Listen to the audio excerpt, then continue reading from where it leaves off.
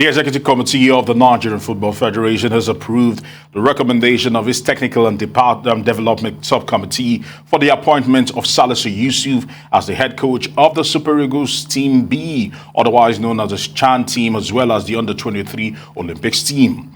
Yusuf, who was head coach of Super Eagles Team B when the team emerged runners-up of the Africa Cup of Nations Championship in Morocco in 2018, will work with Kennedy Boboye as assistant coach, Fatai Osho, Abubakar Bala Mohammed, Fidelis Ilechukwu, Ebor Berise Wajemomemere, and Ike Shoromo, and goalkeeper trainer Suleiman Shuaibu. In other appointment, Issa Ladamboso retains his position as the head coach of the Under-20 boys. He will work with former Under-17 head coach Fatai Folonsha Mao, Oladuni Oyekale, and Jolomi Atune Ali Barua Olatunji Abidin. And for the goalkeeper trainers, now for the Under-17 boys, the Golden Eaglets, Unduka Ogbade was named head coach, and he will work with Ahmad Lawal Dankoli, Omoni Haruna Ilerika, Yemi Daniel, and Mohamed Nasiru Issa as the goalkeeper trainer. Ogbade captained Nigeria's first cadet team that won the FIFA Under-16 World Cup in China in 1985. Now, joining us to give clarity to the selection of the Nigerian national team coaches is the chairman, LMC, NFF Vice President, FIFA Football Stakeholder Committee member, then IFAB FIFA Expert Panel, and the member of the CAF Organizing Committee for Interclub Competition, Shehu Dikko. I want to say thank you very much for joining us here on Newsday. Thank you very much. It's my pleasure. All right, let's get it started by asking that, is it fair on Coach Salisu to always make reference to that particular case after serving the punishment and paying the fine? Because time and time again, people have made reference to the fact that at some point he was embroiled in a corruption charge and he was made to pay a fine for that. Right now, he's been appointed the coach of the team. And people are saying a man who has a tainted record is being appointed by the Nigerian Football Federation again. Talk to us about this. Well, I think to us, we find it very, very amusing, to say the least, because this thing keep coming up over and over again. Anytime Salisu Yusuf is getting a job, either with the club or even with the national team, these issues keep coming up. And yes, he made an error of judgment. He has paid for it, and this thing is going to be around his name for the rest of his life. But the fact is that people need to be fair and analyze the whole matter, because part of the complaint when you look at the social media and the internet and the news is that, oh, a coach has been banned for bribery, for this, for that, which is not factual. That was not the issue that he was banned with. He was charged with those offenses, but at the end of the day, he was only found guilty by the Ethics Committee on taking a gift, which was considered to be far and above what the Code of Ethics could allow. But people need to forget that, so we need to remind them the fact that nobody is trying to push Salisu Yusuf on reasonably or something like that. No. Fact of the matter, if you look at the case, he was, based on the video evidence, based on the defense, based on the findings of the Ethics Committee, he was actually cleared on the bribery issue because the people offered him 15% of the player sales, offered him money to put players, and he was very blunt on the video that, look, I select my players based on merit. And those players were even talking about my main players, and I'm not interested in that. And it is at the point when he was leaving that meeting that they say, oh, thank you very much. You seem to be a very honest and fantastic guy. Take this as a gift. And that's why he made the error of judgment, because anybody who tries to compromise your job, you cannot be able to take a gift from the person in the first place. And he took the gift, and that was what came out in the video. At the end of the day, after the investigation, it was established that he was never involved in the bribery issue. He never contacted the guys after the meeting to say, okay, how far with our deal? Where are we going? Because those particular players actually played the tournament. So that was cleared. But it was found that to collect a gift of is this $700 or $1,000 is considered to be over and above what the ethics code had provided, and he was punished for that. And he has served his sentence, and he has come back to do his work. That's the reason of punishing people. if they made an error, and he has regretted that error. He has passed that. Nobody have ever questioned his technical ability, stuff like that. So I think we need to clear that. And in fact, even after that issue, after the ethics committee decision, the NFF actually even handed him over again to the ICPC, and the ICPC also investigated him thoroughly, not just on that issue, all issues he has done, all the job he has done, all his assets, all his accounts, to see whether he is in possession of any assets or revenue or money that he cannot explain. And he come out clean from that investigation. The ICPC didn't find anything with him that is not correct. So he actually has paid the price, and I think we should move forward and let it be, because he is still relevant to the system. He's still doing his job, both at club level and the national team level. All right, okay, let's talk about the decision of the Executive Committee of the Nigeria Football Federation, which has been raising a lot of criticism. What was the reason behind the return of Issa Ladamboso? Well, I think I don't want to single out a particular coach in the whole decision we made. The Federation made based on the recommendation of the Technical Committee, the Executive Committee, and even the Ministry of Sports were all carried along in taking this decision. So it's not just like an individual decision or somebody just sticking to the decision. I rather analyze all the coaches that we are appointed so that we can have a proper view. To start with, let's start with the Chan Eagles, where Salisu is, for example. People are thinking, but Salisu was already appointed the Chan head coach even when he returned back to serve under Ganaro. And that position has not been taken away from him. So we just try to respect that contract. He's there. And if you look at his records, he's actually he has the best records of any of our domestic coach in the Chan tournament or domestic system. So he deserves to be there. He has won silver in the Chan competition. He has won silver in the Wafu competition. And he has been there. So he has the experience. He's there. He deserves to be there. If you look at his journey as an assistant coach to the Super Eagles, he has worked under how many coaches of the Super Eagles, from Keshi to CSCI to Olise to Ganaro. He has been assistant to all those coaches, and every time, if you look at the reports from the players, from the coaches, it's always positive. He has something to contribute.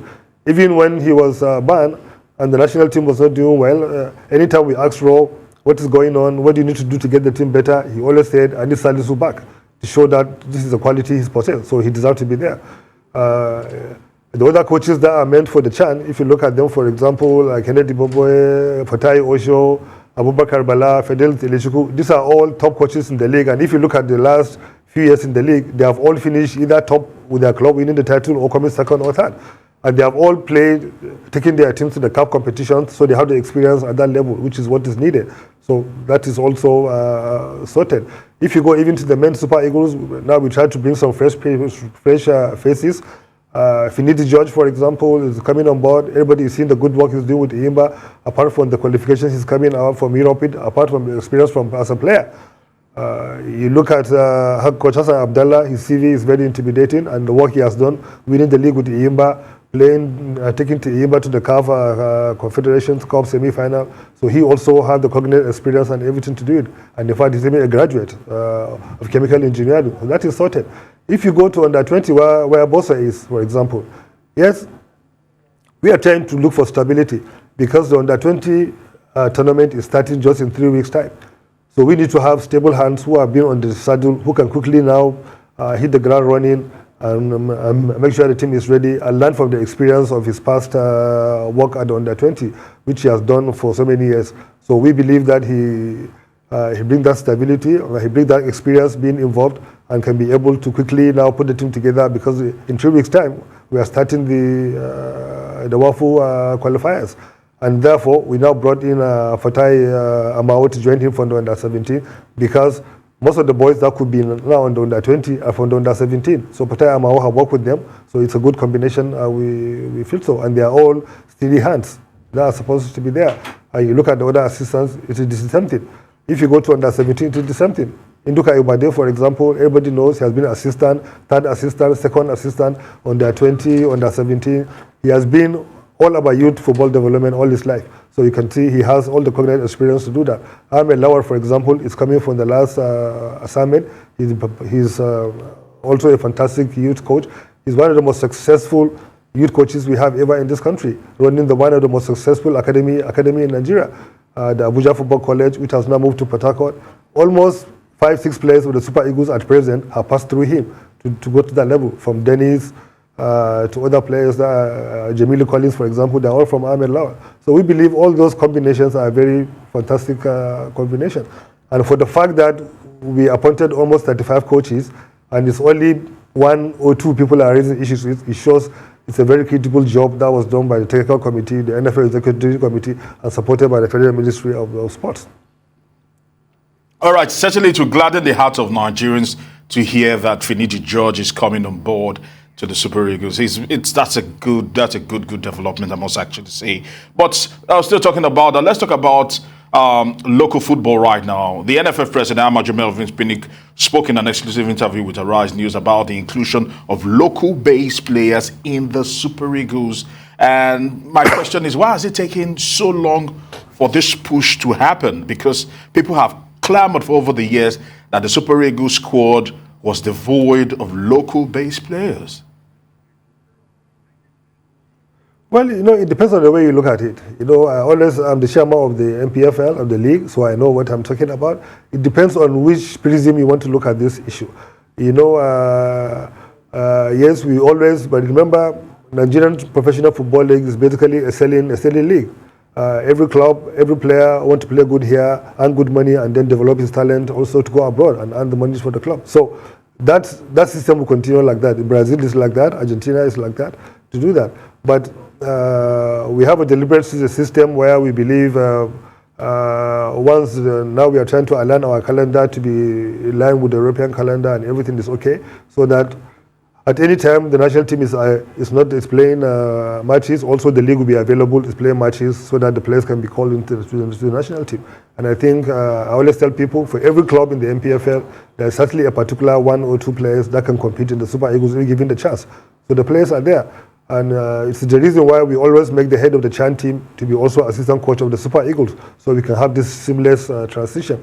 So I think it's just about being focused, and I think now we don't have the pressure of the major competitions in our hands. It's friendly matches, and it's also the starting of the new qualifiers for 2023 AFCON. And this is the time now to blood the home base and create the system whereby it will be seamless.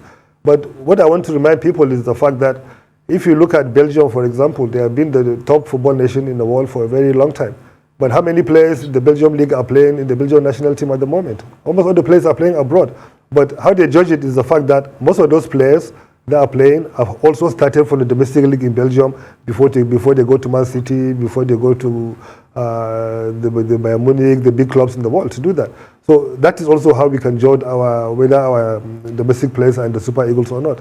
In the last World Cup, I think in 2018, almost 13 players out of the 23-man squad have played in the NPFL, including the captain, Ahmed Musa, for example. Omero, for example, is there.